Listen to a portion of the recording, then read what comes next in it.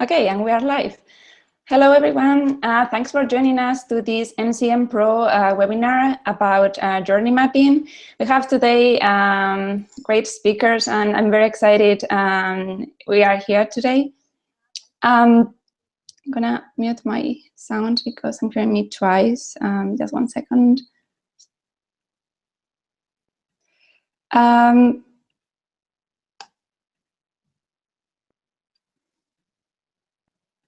We have problems every time we do a Google Hangout. Okay, I'm back.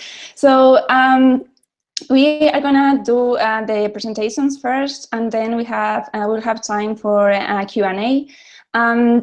There is a live chat if you go to the YouTube page, so you are welcome to submit your questions.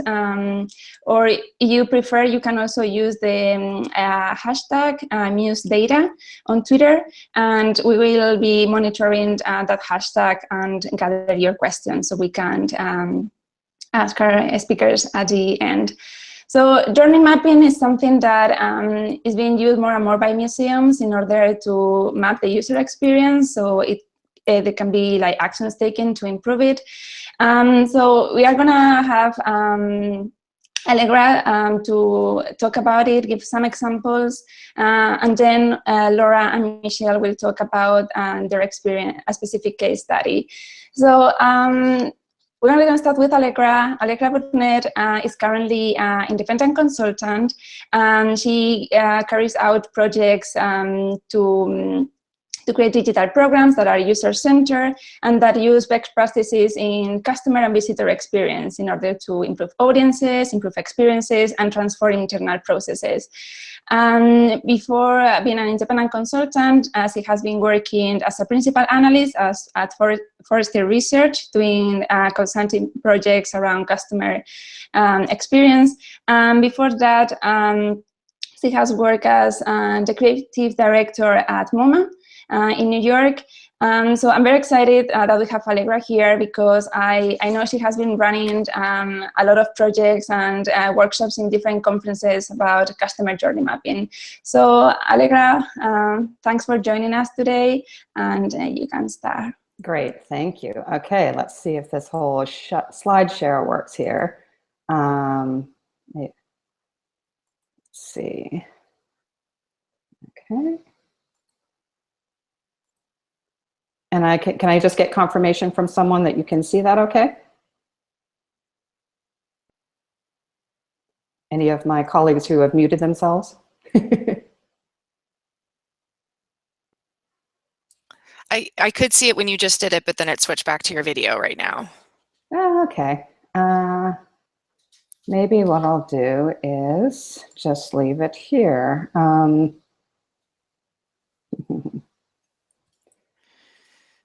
Why don't we do it this way? You can see it this way, right? No, not yet. Yep. Okay. Yep. Let's try this again. Okay. It's funny. It works and then it doesn't work. All right. Trying again here. And Michelle, if you just stay with me and let me know.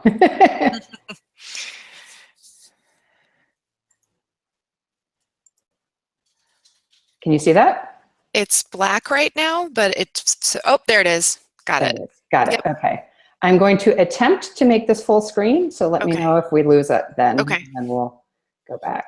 Apologies for this, everybody, but it is technology after all, and wouldn't be technology if we didn't have some bumps in the road. So how is that? It goes back to your video when you do full screen, so. Okay. Let's just keep it at not full screen, shall we? All right. So you'll get a little bit of a preview, I guess, of the next slide. Yep. Okay. We're good. All right. So thank you for that introduction. I'm really happy to be here. I'm also very excited to hear my colleagues speak afterwards. So what I wanted to do is really give you an introduction to journey mapping. So some of this may be familiar to some of you, but I just wanted to kind of level set a little bit so that we were all kind of talking from the same point. So as mentioned, I actually very recently minted independent consultant. I left Forrester at the very beginning of this month. I was, as mentioned, on the customer experience team, and I thought it would be useful to just talk about like what we mean by customer experience, because that's really how customers, and in the case of museums, we're talking about visitors or members, how they perceive their interactions with your organization over time. And I think that's a really important thing, because that really frames everything that we're talking about here. So it's that notion of perception is incredibly important, because it's not just what are they doing, but how do they perceive that experience. And if you think about that, the kind of relationships that customers or visitors have with companies and organizations, you have this kind of long-term, potentially lifetime experience with a company. So in this example, which is not a museum example, that might be being a customer of a credit card company. A customer journey is really about those sort of set of interactions within that lifetime relationship that are required to really accomplish some kind of a goal, in this case, getting a credit card. And then you have those individual interactions or touch points that make up that journey. So if you think about these sort of different levels of detail, increasing in specificity as you go down, but really what you want to do is you want to get those interactions right, to get the journey right, to have a positive relationship. And that's really what the aim is here. And journey maps are a good way to document and show that kind of process and show those perceptions.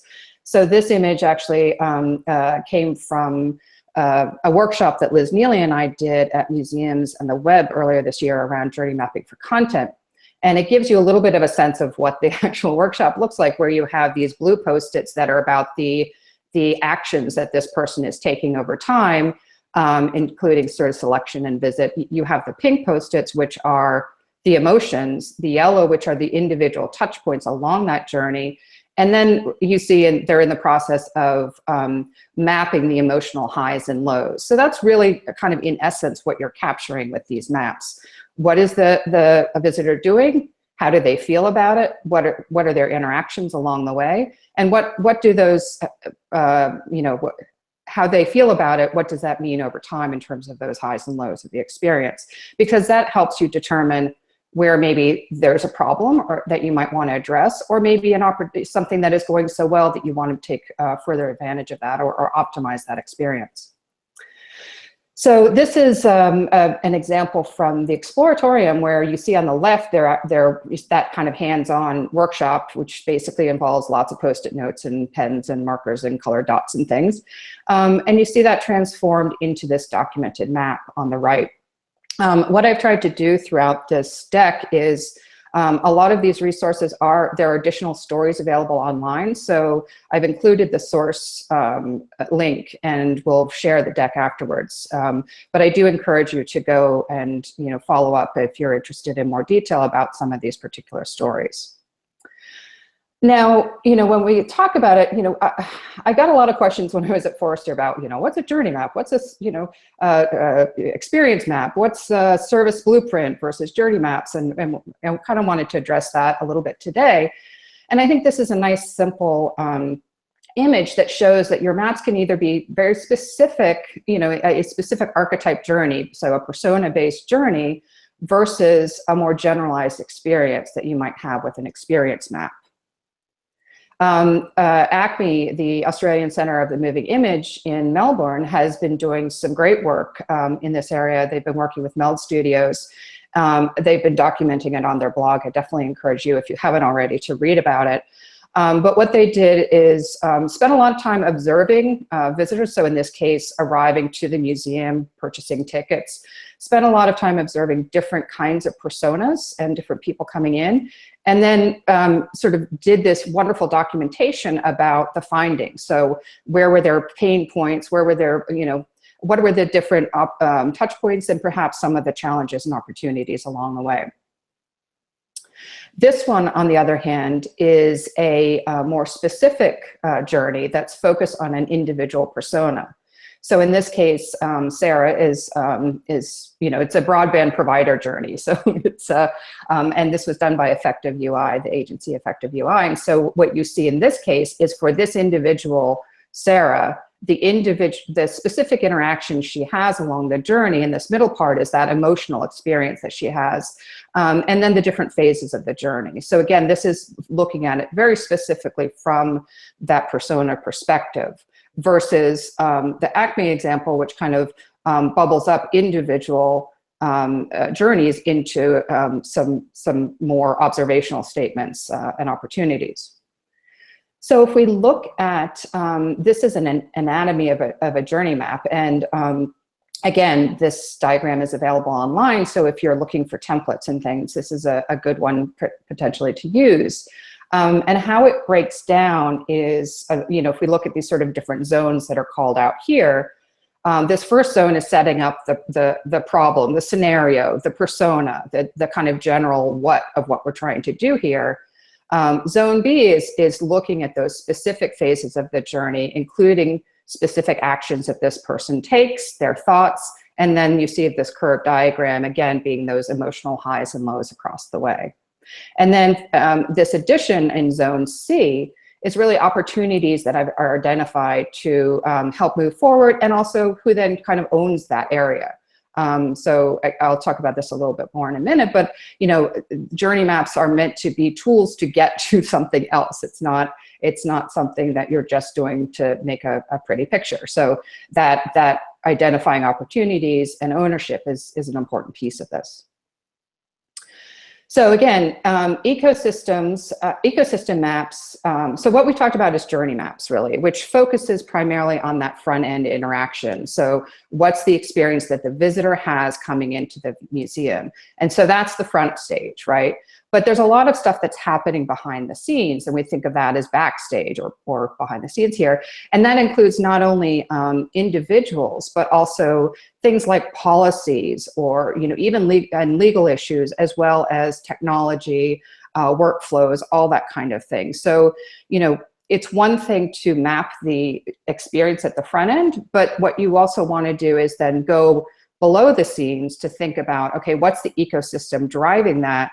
And how can we improve that ecosystem as well? So with the workshops I did while at Forrester, which I showed earlier, part of that exercise, I mean, that particular one was a 3-hour snippet, but when you do a full mapping, it's a 1 or 2 day exercise, but in that time, you do go down sort of behind the scenes and look at that behind the line of visibility set of interactions.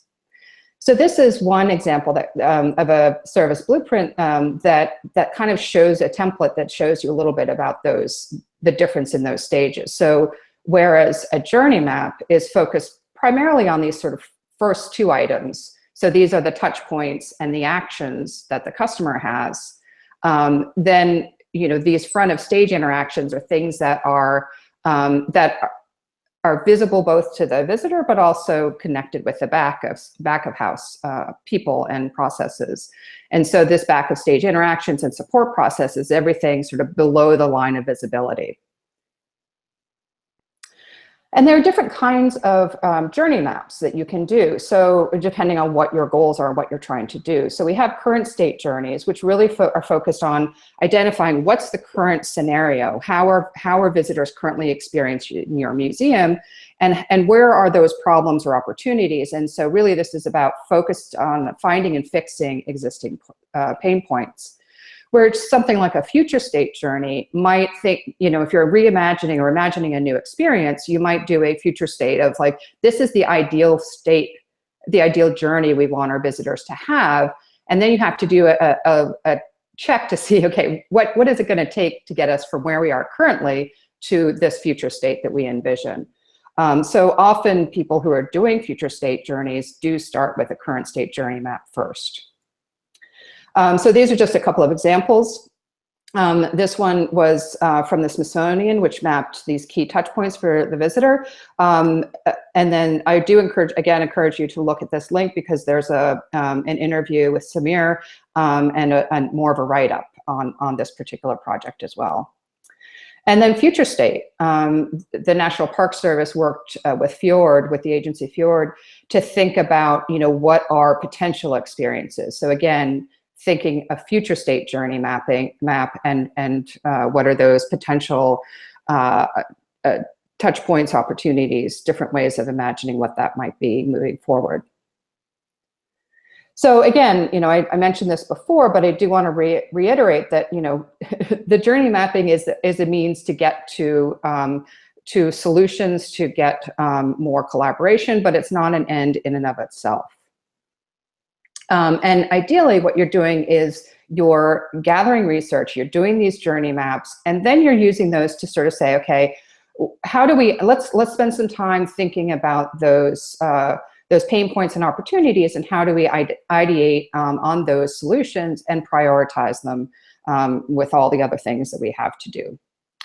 So for example, going back to that NPS example, they ideated around different journeys. So on the left, you have the different journeys that they had identified, and they spent some time looking at each of those and saying, what are some possibilities that we could do? And then on the right here, you have some of those ideas, so some of those concepts that came out of that ideation. And so I don't go into it in detail here, but if you, when you're doing this step, the next step would really be to start to prototype, start to test some of these ideas. Don't go building it right away, but take some time to, really, reassure yourself that this is the right direction to go, and do that through definitely some user testing and prototyping.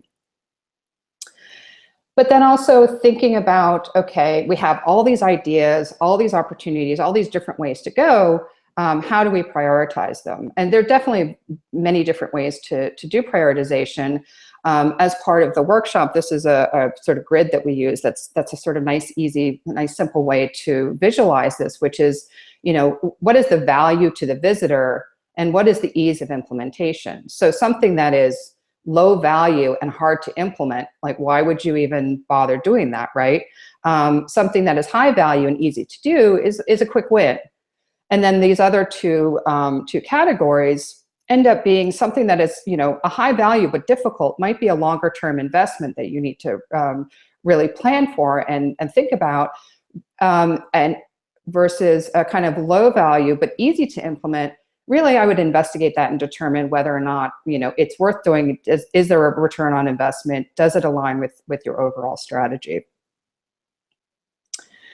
So I think one of the interesting things, and when I first started doing journey mapping, prior to coming to Forrester, I led digital media at the Museum of Modern Art, and we collaborated, I think, quite well across many different departments, and we were used to thinking about the website in context of curatorial and visitor services. But what we didn't do as well, I think, and what journey mapping is a great tool to allow you to do, is step out of your day-to-day, step out of the area in which you're focused, and think about that in context of a broader experience. So how does the website fit into that visitor journey, when they're doing research, when they're buying a ticket, when they're in the museum looking up something, and how do those touch points interact with other touch points that they might encounter? So the person at the ticket desk, for example, the guard, the security guard that they ask where the bathroom is. All those different touch points are, the visitor sees them in sequence. So it's not like, oh, there's, digital media's piece is over here and visitor services piece is over here.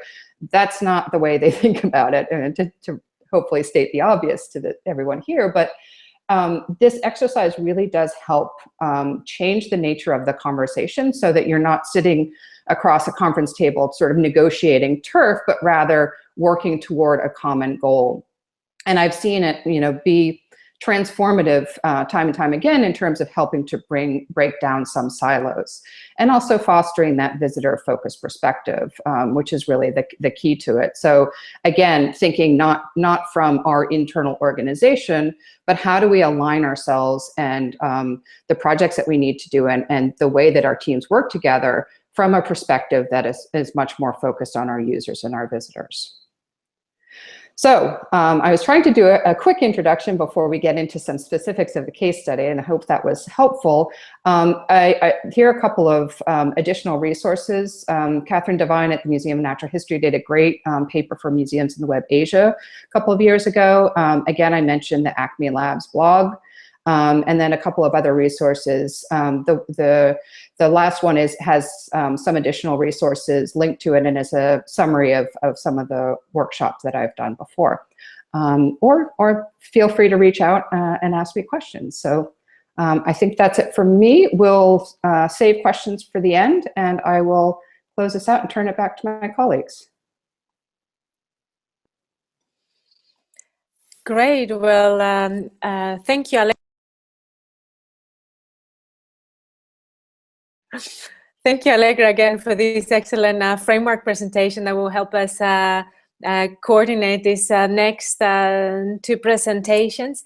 Let's see, perhaps I just first do a quick intro to our next speaker, which is Michelle Grohe, from Assistant Curator of Education and School Programs at the Isabella, Stewart, Gardner Museum. She currently manages the Gardner's interdepartmental visitor experience and digital pilot teams, focusing on the first-time visitors and evaluation frameworks and tools. She's been there since 2005 and has led several research initiatives around the visual thinking strategies methodology, including longitudinal studies with elementary and high school partner students. She's also currently working with the National Art Education Association, the Museum Education Division Director, and with an MA in Art and Design Education from the Rhode Island School of Design. So I guess perhaps Michelle can start with sharing some of her experience with this case study before we go to the second case study presented by Laura. Mm-hmm. Sure. So Laura and I worked together on a journey mapping process at the Isabella Stewart Gardner Museum, and we're going to kind of pass the baton back and forth, I think. Is that what we're going to do, Laura? Yeah. So do you want to share your screen, Laura? Would that work best? Just 1 second as we get it. All right. Let me screen share. There we are. Okay. Let me share my screen, and I'm going to hit play on this, and you'll tell me if you can see the screen. Can you see? Not yet. Not yet. Okay, so that was PowerPoint. I have a PDF, which I can certainly try. All right, let's try the PDF. So perhaps I should actually say something really quick about Laura Mann, for those who don't know her yet. She has 20 years experience developing creative and technical solutions, including web, mobile, and interactive media for the cultural sector. She's trained art historian and started her career in business development with a small experiment theater company that provided audio tours to museums and historic sites. But you probably know her from Antenna. She worked there driving rapid growth from innovative newcomer to market leader in mobile experience for the cultural and heritage sector. At Mediatrope Interactive, she developed award-winning web solutions and software applications for large museums and nonprofit clients. In 2013, she joined the consultancy Frankly, Green and Webb to open the firm's US office. Her work as a consultant is grounded in years of hands-on experience in mobile interpretation, interactive design, and digital technology. Laura is deeply committed to providing research insights and design solutions that deliver real value to organizations and their audiences. So here it goes. Floor is yours.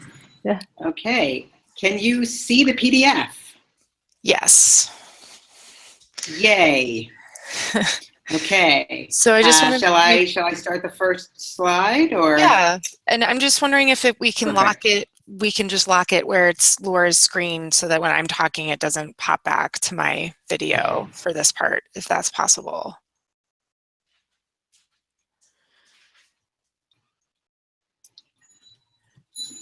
I think, Elena, if you just click Laura's square on the bottom, it should lock onto her screen, I think, if that's how it looks right now.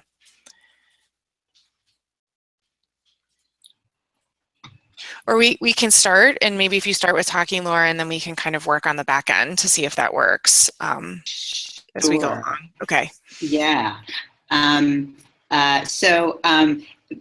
As Michelle said, we're going to pass the baton back and forth to talk a little bit about a journey mapping process that the Isabella Stewart Gardner Museum has been engaged in for the last, it's been a process of about a year. As Allegra pointed out, journey mapping happens within a larger context, and the actual journey mapping workshops that we did were just almost exactly a year ago, actually. And but part of what we'll present in the case study is contextual information around what led up to the journey mapping, and then also what's emerged out of those workshops. Because I think Allegra pointed out that one journey maps to try to accomplish particular things rather than journey mapping because it's interesting, even though it really is. So I think I'm going to pass things over first to Michelle, and she's going to give you a little bit of introduction on the background. I'll take you through what we actually did and the mechanics of it, and then we'll both talk a bit about what's come out of the journey mapping process. Okay, great. So I'm just going to give a really brief overview of the Gardner. So if we go to, so we have the Isabella Stewart Gardner Museum is in Boston, Massachusetts, but when you enter inside the historical portion of the building, it's designed to transport you to make you feel like you're in Venice, Italy, and really recreate the feeling of a Venetian palazzo. So it's the vision of one person, Isabella Stewart Gardner, and it's very much like a 19th century palazzo, as I said. And if we go to the next slide, just to show what it looks like in a typical gallery, it's a mix of it's a mix of different types of artwork that are in the rooms.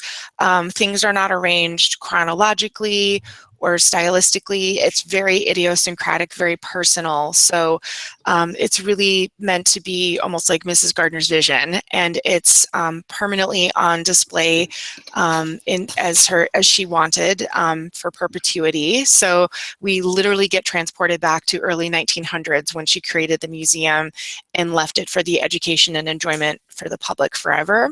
So there's a few things that are a little wonky about that. We don't have labels next to our artwork, as this picture shows. Wayfinding can be a little tricky because things are not labeled, and also the lighting is meant to really capture natural lighting, mostly through daylight and minimal light, to really recreate that feeling of being in a Venetian palazzo. So it can be a little difficult to visit. So, but it also invites tremendous amounts of personal responses from visitors. So there's kind of a unique situation that we have in this museum. And if we go to the next one, Laura. And so we worked with Laura from Frankly Green and Webb last summer. We started this project of visitor journey mapping.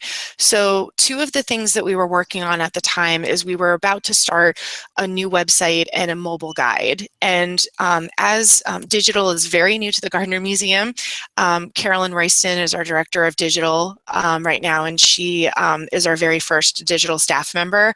And we're really learning how to integrate digital into our work as well as our visitor experience. So as we started those two new projects, we wanted to get a sense of what we already knew about audiences, both those that visit and those who do not. We really wanted to get a sense of visitor needs, what we were doing well, what we were not, and really help us inform some decisions in terms of content and what types of stories we wanted to tell. And also, as I mentioned, this museum is really unique and unusual. So what types of supports or resources did we need to provide visitors to really make sense of it when they came? And I just want to go through a couple more context slides if we move forward.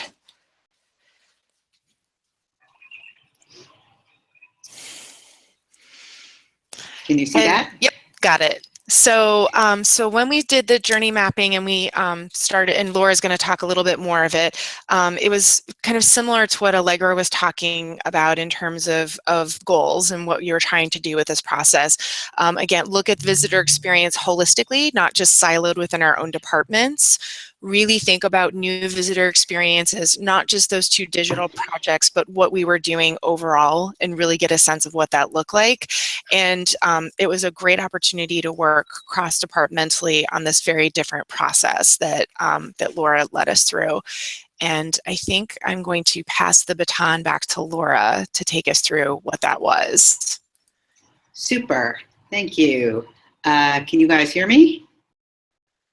Great. Okay, so I'm gonna situate the journey mapping process that we went through at the Gardner within what was a larger service design effort. And I think Allegra set that up really nicely when she talked a little bit about the customer experience, because as she pointed out, journey mapping is often one part of a larger process. And in this case, we were engaging in journey mapping as part of a larger service design effort that really had to do with designing the kinds of services and visitor experiences that visitors might have at the Gardner. And just, this is not a service design presentation, so I'm gonna give you kind of the nutshell version of this, but primarily the service design process it's holistic and integrated, it's very much human-centered, and it's strategic in that a service design process is looking to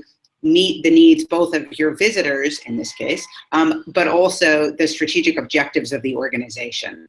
And so thinking about kind of phases of service design, the way that we've been thinking about it, we're looking at 5 phases, and I'm not going to go through each of these in detail, but I want to contextualize where the journey mapping happens within this process. And so if we look at these 5 phases, investigate what are we actually seeing on the ground, articulate what kinds of problems do we want to try and solve or test, how will we actually try to solve these problems, what's working, what's not, and then how do we make it repeatable and measurable. That's a kind of 30,000-foot view of one kind of a service design process.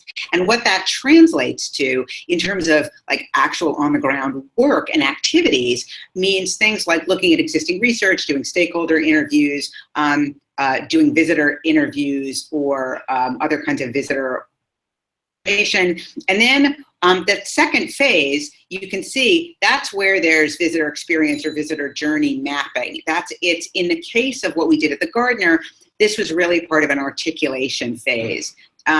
And one could also certainly do journey mapping, as Allegra pointed out, as part of mapping an ideal or potential future visitor experience as well. But what we're going to focus on is we've mapped the actual visitor experience at the Gardner in an effort to understand what was really going on the ground right now. But I want you to sort of keep in mind the fact that the journey mapping was happening within this larger context, and we'll kind of circle back around to that towards the end of the presentation. So the journey mapping, what did we actually do? The first thing we did was we went through a brief discovery process just to better understand what visitor needs and motivations and experiences are. And in doing that, we looked at all the existing research that the Gardner had, background audience research and audience development plan, some previous studies that had been done. We also did some really focused qualitative research, and that was 15 interviews, roughly half and half, between first-time visitors and repeat visitors. We wanted to understand the differences between those visitors and their experiences. And I think, and this is key, those interviews were done as a team between a group from the Gardner, and that was a cross-departmental group from both education and visitor services, as well as me from Frankly Green and Webb. So the team from the Gardner was involved in a hands-on way from the beginning in observing visitors, interviewing visitors, sort of beginning to stand in the visitor's shoes from the outset. And so that was the first part of this work, was some focused qualitative research that was meant to look for themes, patterns, trends in what we were seeing to provide support in the actual journey mapping process.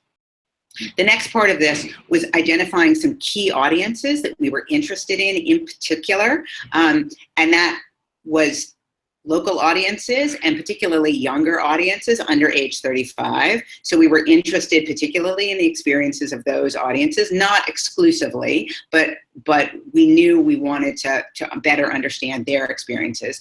And then we developed an initial design challenge. And if thinking back to the diagrams that Allegra walked us through, this might be phrased as one of the lenses through which we were going to look at the visitor journey.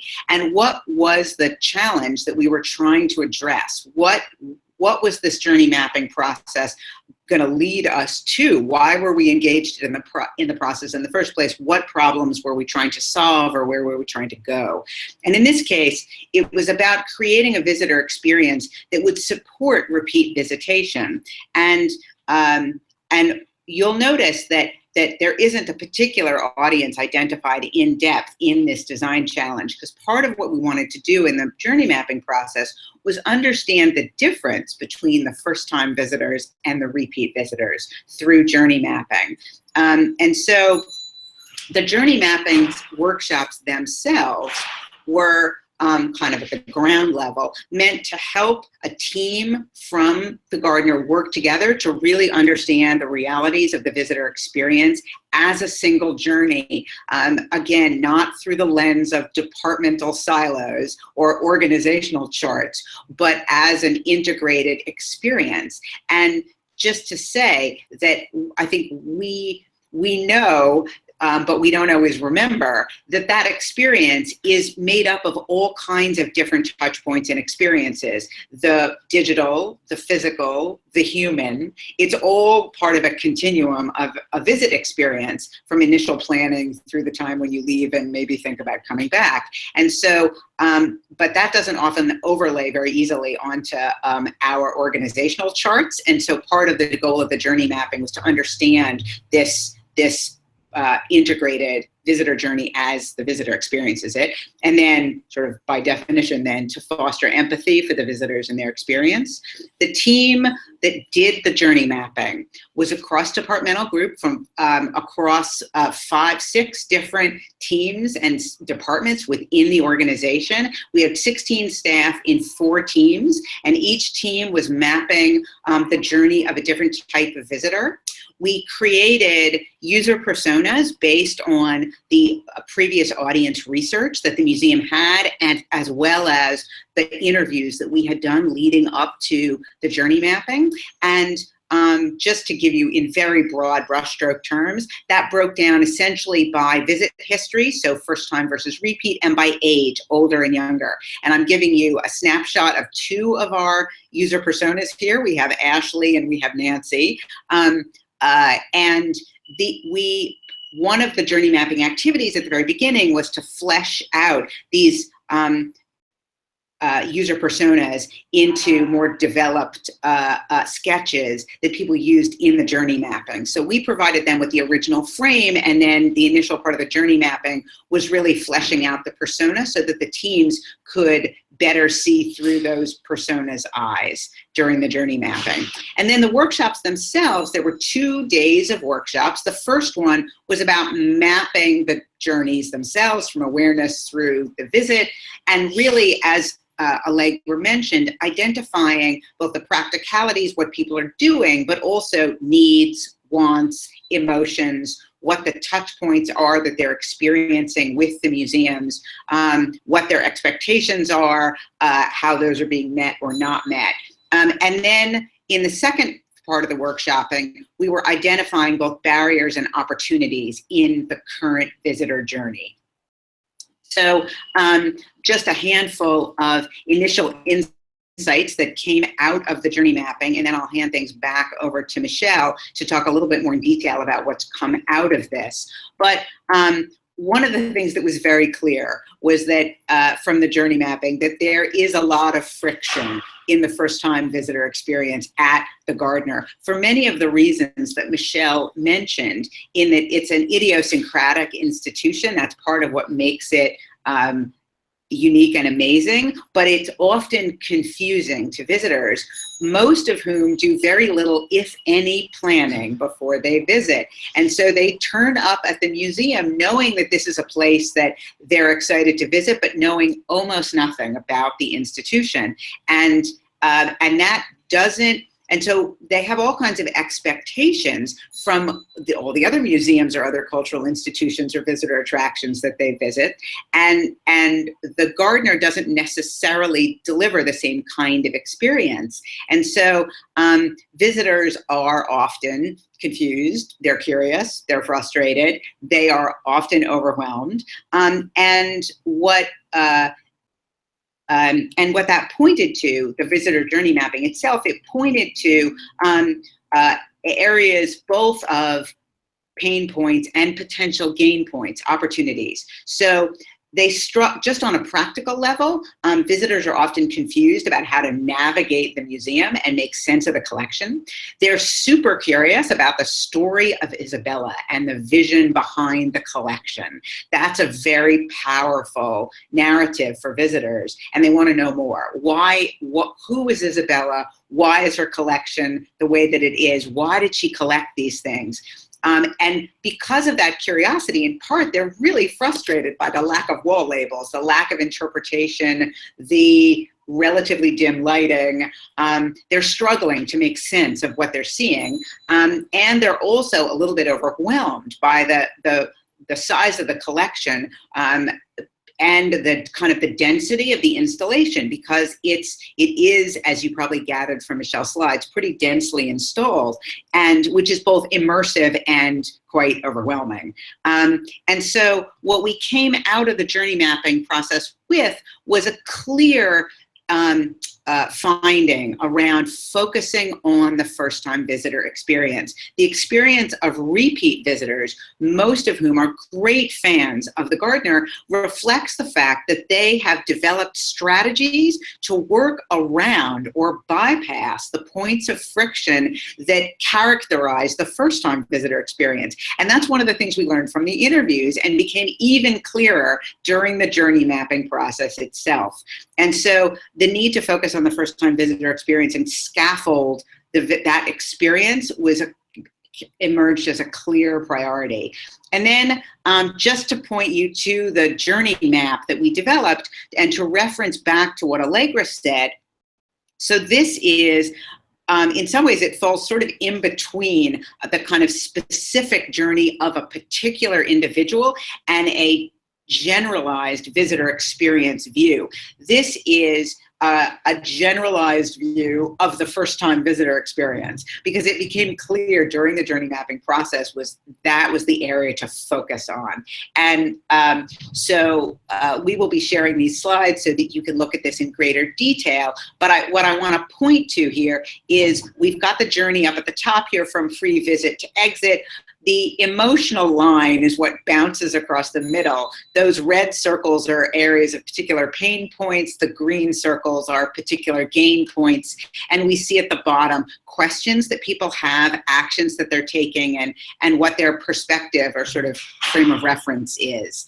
And what we discovered was that there are these moments of amazement and connection, but there's also a lot of friction.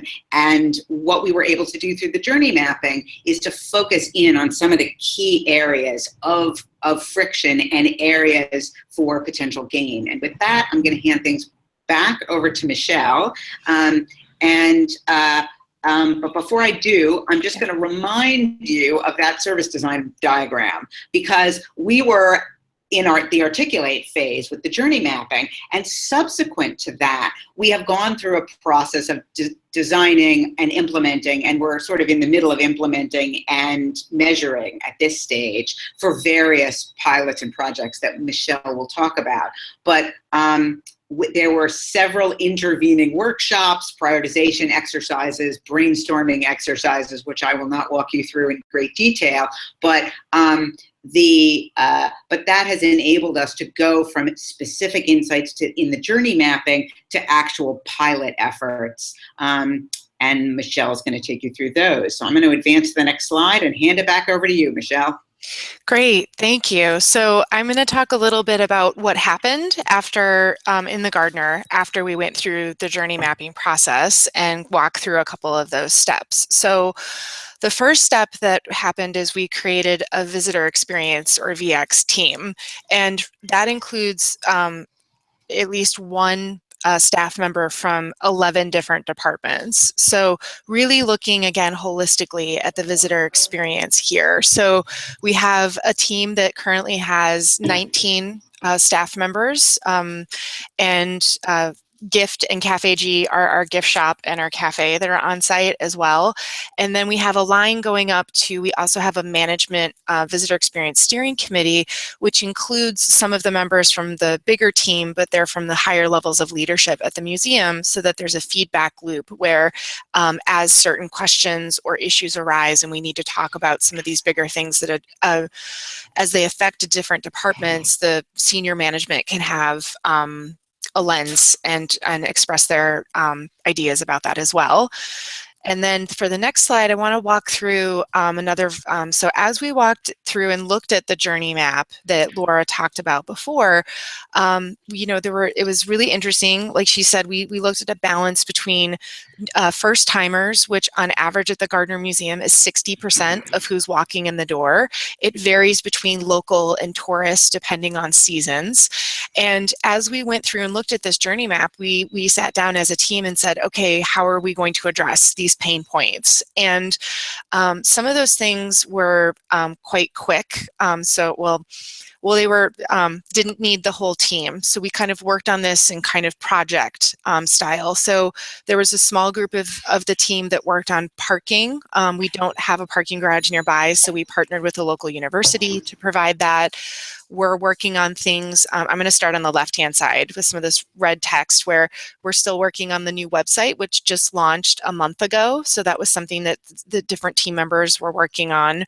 We have a new admission script when you come in to get your ticket. We wanted to add a question of, are you new or first time, or is this your first time to the museum? Or is this your first time to the museum since we added our new modern wing, which opened in 2012?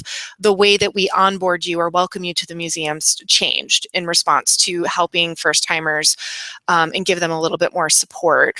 We're currently working on our CRM or thinking about ticketing and a lot of the back end. So one of the things Allegra is talking about, what are we offering on the back end to make that a little bit more smoothly? So we're working on that and launching a new internal process starting in December this year.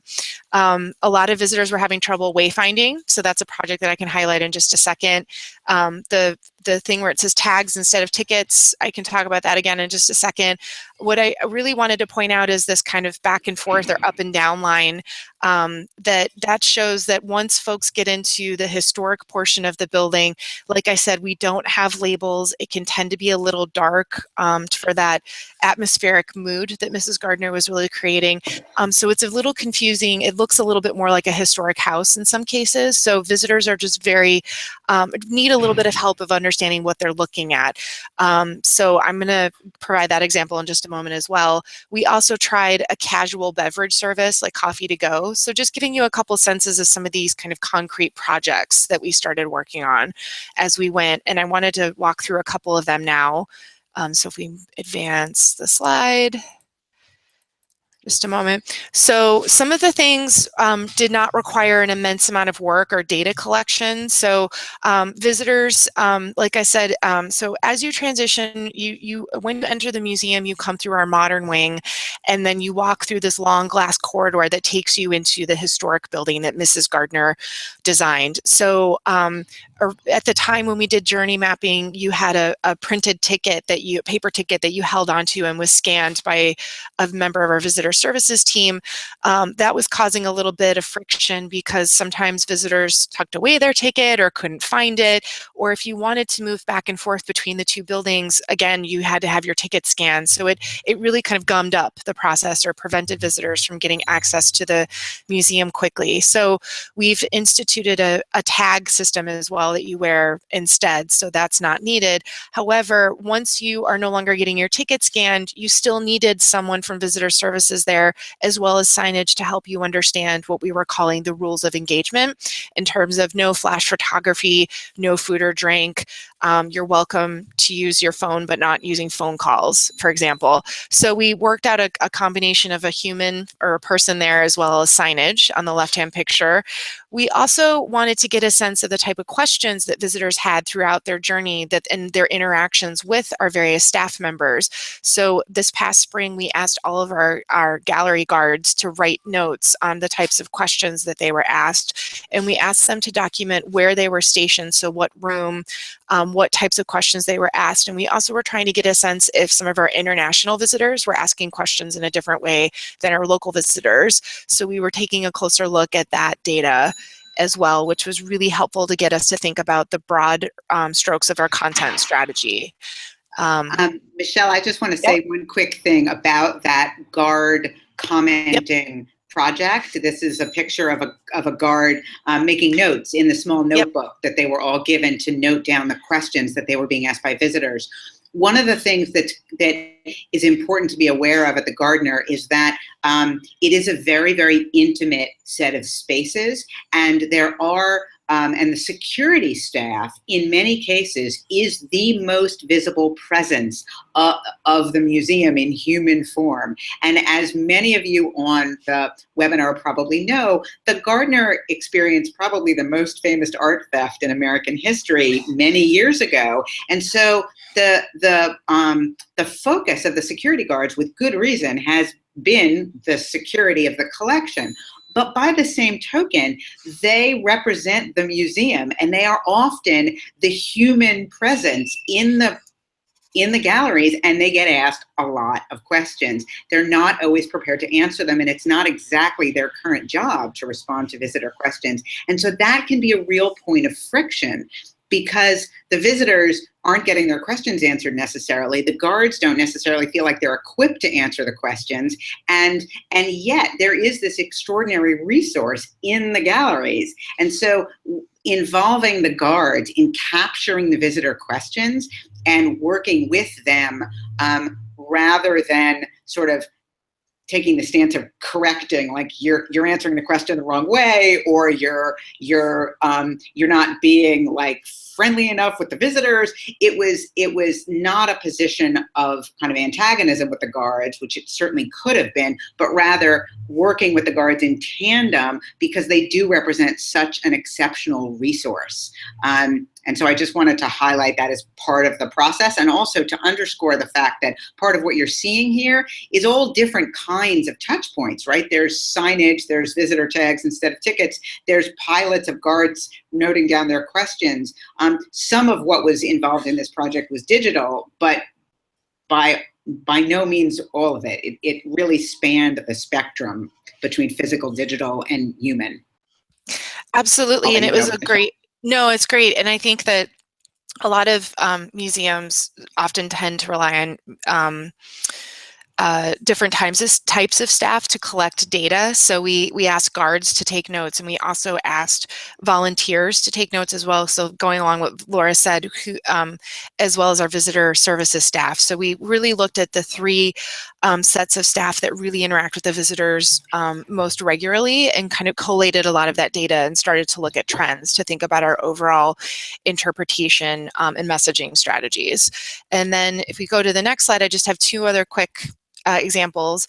Part of that as well, like I said, with no labels next to the artwork, we do offer different types of interpretation. One on the left is in our orientation space. We had these interactive digital kiosks that you could click on and look up different information about the museum. So we took a look at how visitors and interviewed a few to see how they were interacting with that. We also have these laminated room guides that on the right hand side that someone's holding, that basically gives basic information about what the title, artist, where it's from, and the date. And but those can be very challenging because right now they're arranged by the different walls that you're looking at, and they're arranged by the directions of the compass, which not everyone knows what direction you're standing in. Right now, that was an approach that Mrs. Gardner had taken in her time, something we were continuing. So we're just taking a closer look at how some of these different things things are working for visitors. And we took a look at that because as we were working on that other digital project I was talking about, the mobile guide, we worked with Detour to design an immersive walk that was an introductory welcome to the museum, and it's narrated by our curator of the collection, Christina Nielsen. And so we were checking, so what we were doing is taking a lot of this information we had from our audience development plan, a lot of this data we were collecting, taking a look at how visitors are making meaning or making sense of it, and then try to answer some of these really key questions that first-time visitors have. So where do I go? Who is Mrs. Gardner? Why does it look this way? How should I interact with what's here in front of me? And try to combine, we successfully piloted this introductory walk that's about 18 minutes that walks visitors from that orientation space, the living room in the new building, through some of the key spaces on the first floor. And what was really great about it is it provided a context and a framework for visitors of how to walk through the museum in a way that was fairly concise, but also gave them tips that they could use throughout the remainder of their visit. So we're currently thinking about, so we piloted that in the past spring, and so now we're thinking about what we would like to do permanently for a mobile guide moving forward, as well as another round of projects that we're working on throughout the year. But we just wanted to provide a few of our concrete examples of projects that we did, showing you how the visitor journey mapping affected human, digital, and physical components of the visitor experience here at the Gardner. Thank you. Yeah. So thanks. So, thanks a lot, the three of you, for these great presentations. We have a few questions in the YouTube live chat. So we have one from Esilar. She's asking about the process you conducted in order to define the audiences that you selected for the Gardner visitor journey map. She's asking if there were like any frictions from staff and from in the internal process to define like which audiences to focus on. That's a great question. Yeah, so we have gone through different types of visitor research. So we've worked with La Placa Cohen to understand who's visiting and who is not. We also worked with a company called Wolf Brown that looked at folks that do not visit, those that come intermittently, and kind of super fans, and looked at trends across that way.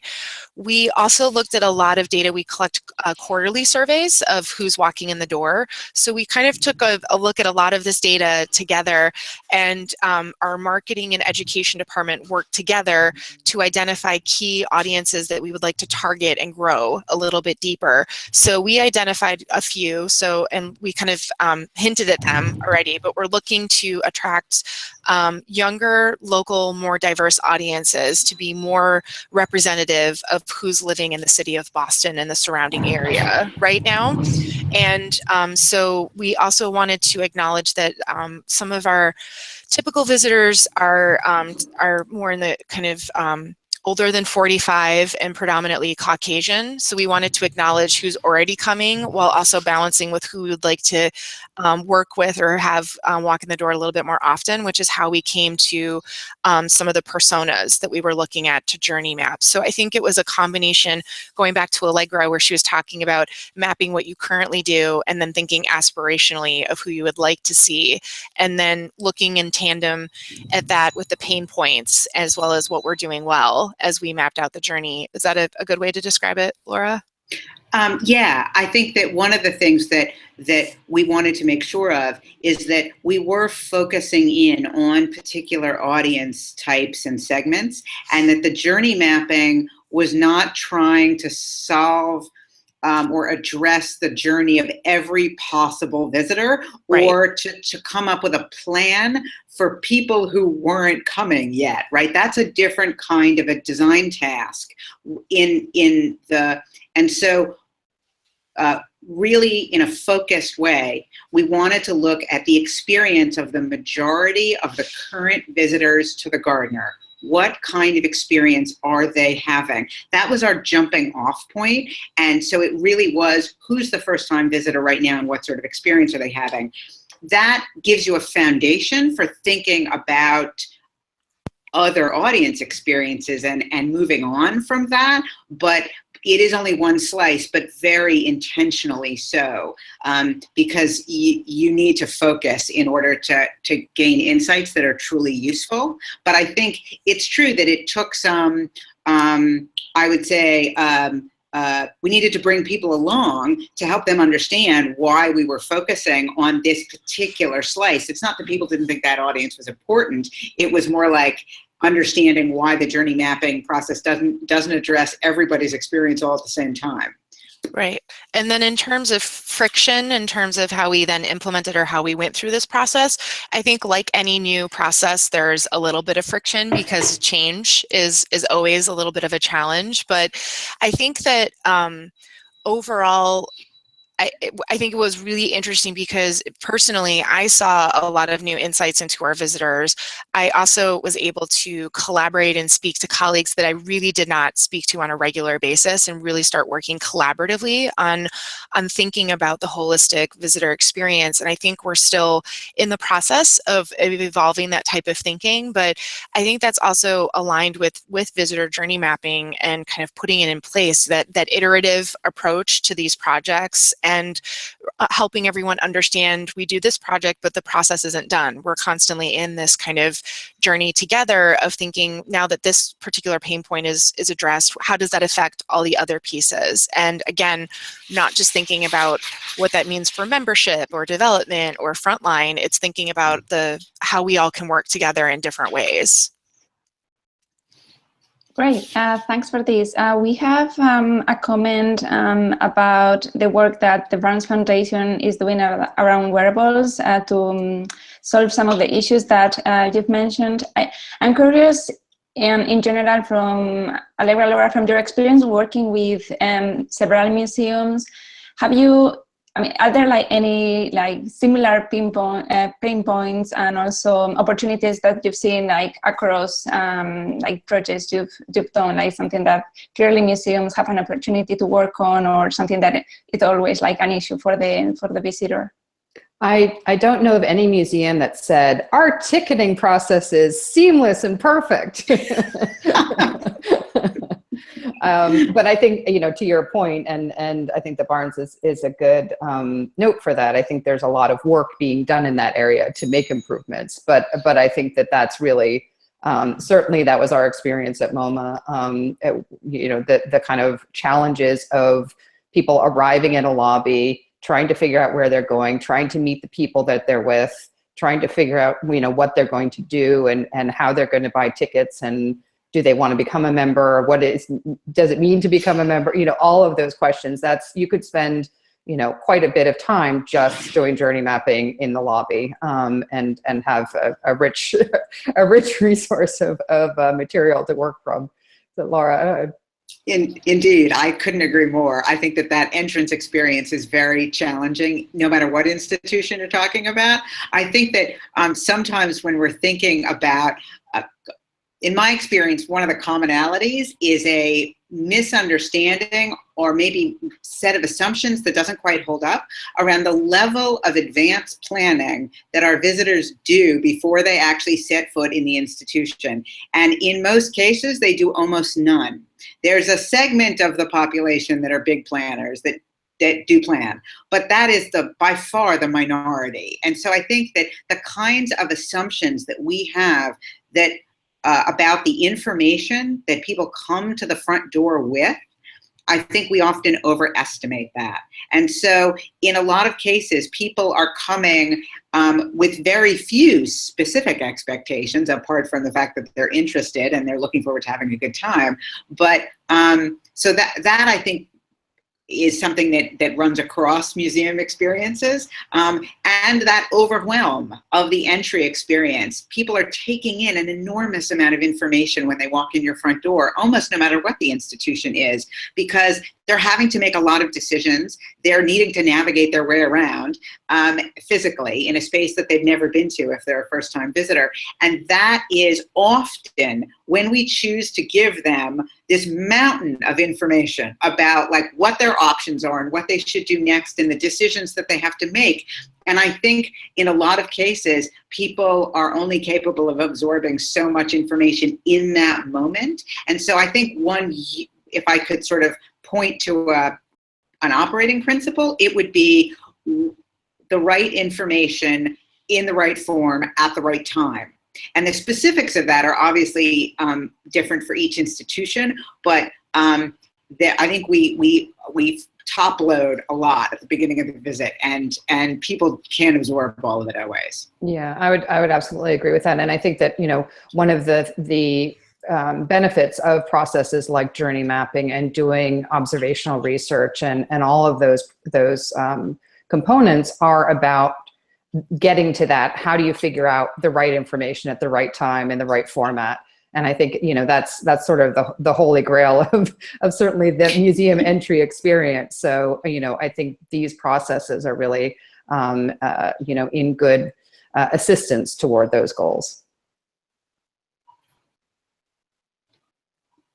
Great, thanks for that. Trilce, I think you have a question you posted. I had posted a quick question, but I'm not sure if it's going to be so. Any tips maybe the three of you might have to a small museum in terms of, okay, if you want to understand a little bit on your first-time visitors, what can you expect? How much time do you need, or staff, or what is the minimum that you will need in order to get some sense of understanding your visitors? I would say, I mean, you probably noticed from the work that we did at the Gardner that we interviewed 15 people. By quantitative standards, that's a tiny, tiny sample size, right? So we were going for, this was a qualitative research exercise. We were not trying to get statistically significant sample sizes. We were looking for trends and patterns. And so I think that in that context, you don't need to mount an enormous visitor survey. I'm a big fan of visitor surveys, but I think to get a kind of basic foundation to understand aspects of the experience that your visitors are having, I think a handful of observation sessions, and I don't think you need to do more than 10 or 20 interviews total to get a pretty good sense of the trends and patterns. I think one question you have to ask, though, at the beginning is, what do I want to know? And are there segments of my audience that I'm particularly interested in? Because wanting to know everything from everyone is going to be overwhelming, and it's going to make it very difficult to pull the themes and the patterns out of those interviews. So I think asking yourself some questions about, what are the problems that I'm hoping to solve? Or what's the hypothesis that I have around the pain points that visitors are currently experiencing? Or what are the two most important things for me to learn out of this process? Or what's the single most important audience to the institution right now in the context of these interviews that I might do? So to the extent that you can narrow your focus for and identify either the target audience or the design challenge, even in a preliminary way, your data may point you in a different direction. But a working hypothesis as a starting point will help you focus, I think, and will deliver greater value out of that smaller quantitative sample size. And I think building on that, we shared our original hypothesis when we started working with Laura was how to encourage visitors to become repeat visitors, and that transformed over time into what makes a really good first-time visitor experience. That was really, we learned, and we had to shift a lot of our thinking and assumptions, like Laura was saying, where I think once you become part of your institution, you almost become embedded in the thinking, and you have this familiarity with your organization and its spaces and how to interact with your collection. And I think it's really easy to skip over a lot of that thinking of what the person walking in the door, as Allegra and Laura were mentioning. So it's not just your education programs and materials. It's not just what you tell your members. It's really again, thinking about it holistically. I think for us, when we worked on this project, we initially had a very small team working on the journey mapping, and then it grew into bigger when we did the workshops with the to get buy-in across the museum, which I think was really helpful. And then over the course of this past, I would say, fiscal year, some of our jobs have really transformed into really focusing on this, because we realized that we really do need to focus more on visitor experience and really make this part of the organization. So that's become more predominantly of my role, which was a really that's a bumpy transition, but it also has been really helpful, and to have critical friends and allies like Laura to help us through that process. But I think we also had to work hard at we constantly, with those conversations with Laura, it's like we want to go and fix this thing, but it was again going back to what problem and for which audience, and where does that sit in our priorities. We can't fix everything right away. So what can we stagger over time? But I think a lot of time also was spent just with having coffee with people that you normally don't interact with, or getting a sense of how they're thinking about some of these issues has been really invaluable. But just building that into your time during the museum as well, so that you are learning more, but then you're also figuring out different ways of talking to your colleagues or to management about some of those different aspects. And just lastly, I think a lot of times visitor services or security, the frontline staff don't have an outlet or a way to communicate with other members of your staff, particularly leadership. So this project has been enormously helpful in giving a communication. Like I showed, we have this big group of people, and then you have a link to the leadership so they understand and hear, these are the questions that they're getting, these are some of the friction that they're experiencing. So I think that's been a really interesting transformation internally as well.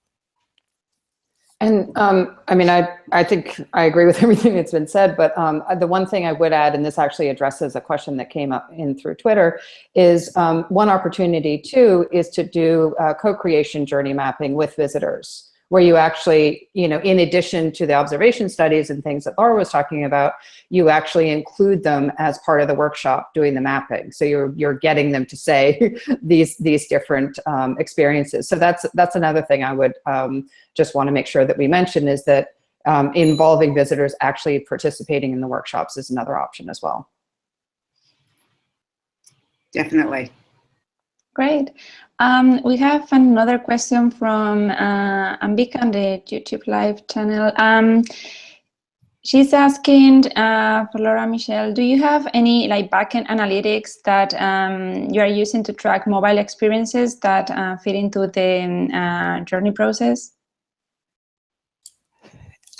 Yes. So again, like some of our other pilots, the mobile guide that we were working on, we have analytics from Detour in terms of duration, looking to see if so that's using location positioning or awareness to help. So looking at did the visitor go to the pin to then set off the content that was there.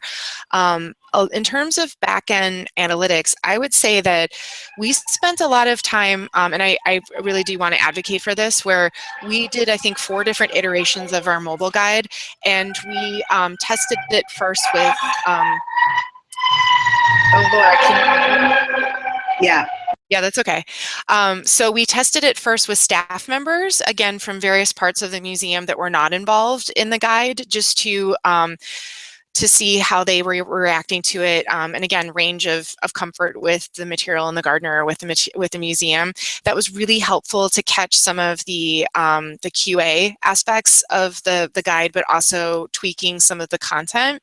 And then we tried it with visitors through a couple different rounds, and just took really careful notes about both from user testing interviews, but also accompanying visits, where we would record them or take notes on what happened and then interview them afterwards as well.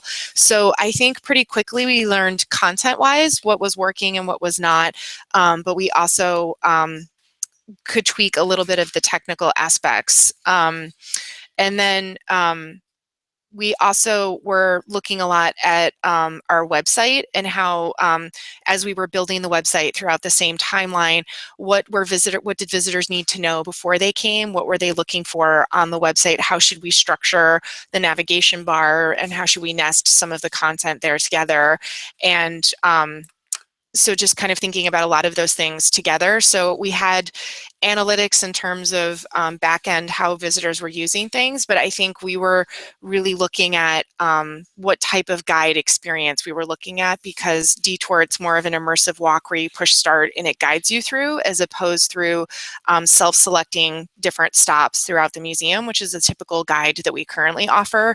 So I think that project really gave us an opportunity to think about not just the stories or the content, but how we were delivering them. And that's something that we're still working through as an organization. What type of experience do we want to provide? I don't know if that answered the question. I just want to say something briefly about analytics, and that is that with the mobile pilot that the Gardner did, the data that we were working on collecting and using to generate insights around the pilot was almost entirely qualitative. We've been piloting the program to small numbers of people, observing them using it, doing pre-visit interviews and follow-up interviews, and so that's definitely another form of analytics, right? A qualitative version. But the pilot hasn't been released to a sufficient number of people where we would be wanting quantitative data. But the other thing I just want to highlight, and I think that qualitative data sometimes doesn't get enough attention when it comes to this kind of work, but the other kinds of analytics that we've been looking at as we've been thinking about what would be required to roll this pilot out on a wider scale are things like operational analytics. So how long do people spend in line? How long does the average transaction take at admissions to do ticketing, as Allegra alluded to? And so if we're going to look at offering a mobile service, and if part of that transaction needs to happen at admissions, what impact might that have on transaction at the ticketing desk? And so timing those kinds of interactions has been another important data input around assessing the service design requirements for rolling out a mobile service more broadly. And just lastly, like Laura was saying, I think for this particular first pilot, we were looking primarily at content, and we were really careful about creating a content strategy that we then were collecting the qualitative data against to really think about visitor experience. And then also, we then, like you said, thinking more about service design and delivery, but then also how does digital get integrated into the overall visitor experience was something that we were starting to think about as well. But I think it was a great experience just to pilot something and not have this pressure to roll something out in a large scale right away. I think that was really helpful in giving us ideas, more data-driven, visitor-centric data to then use moving forward for future projects. Nice, thank you so much for that. I don't think we have any other questions, but I mean, participation has been great, and we had a lot of viewers, so thank you so much to the three of you for that. This has been a topic that in our SIG and in the Data and Insights SIG, there has been a lot of comments and annotation recently, so it was a great session to do, so thank you so much for your examples and all the information you provided. I know, Laura and Michelle, you're doing a presentation at MCN, in case people want to hear more about that. Okay, so yeah, if you want to hear more about that case study, you can hear more at MCN. And we had also some questions about the slides. People are very interested in getting your slides. So we'll post them online and add a link on the YouTube description of the video. And probably they will be as well on the MCN blog. I mean, Allegra, Laura, Michelle, you are also free to tweet them now if you want. So thank you so much, everyone, for attending this MCNPro session, and have a nice weekend. Thanks, everyone. Great, thank you. And thank you, MCN, for hosting, too. Thank you. Bye. Bye. Bye.